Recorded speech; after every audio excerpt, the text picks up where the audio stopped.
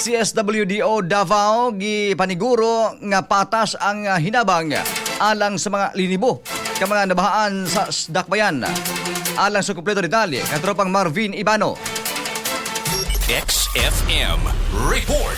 Padayon ang gihimong assessment sa Davao City Social Welfare and Development Office aron masiguro nga tukma ang assistance nga mahatag ngadto sa mga residente nga labing naapektuhan sa miigo nga grabing baha dili pa lamang dugay. Sa interview sa XFM Davao kang CSWDO head Julie Dayaday, sa inisyal nga datos adunay 12,700 ka mga residente sa Talomo District ang apektado ug padayong gi-assess ug gina-finalize ang ihap sa mga nabahaan sa Tugbok District uban ang paningkamot nga mahatagan kini og patas nga hinabang. Karon we are preparing nga makahatag ni og food packs sa ilaha and then i-assess tong kinsa gyud ay totally damaged, kinsa tong partially damaged kay dili man pud jud tanan maka-extend ang financial assistance because sa ato ang guidelines katong manggihapong totally damaged or katong naanod na mga balay and then katong partially damaged partly sa ilang balay nga na dalapod sa baha no. So ang City Government of Davao through CSWDO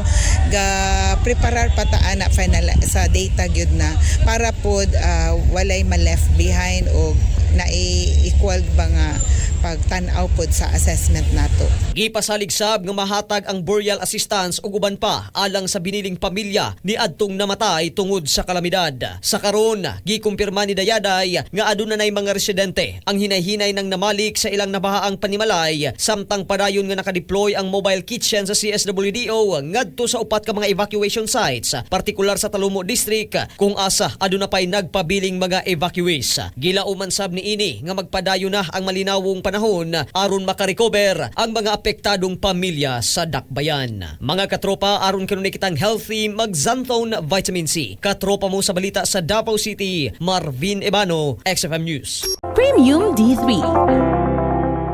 Mapalit sa mga butika.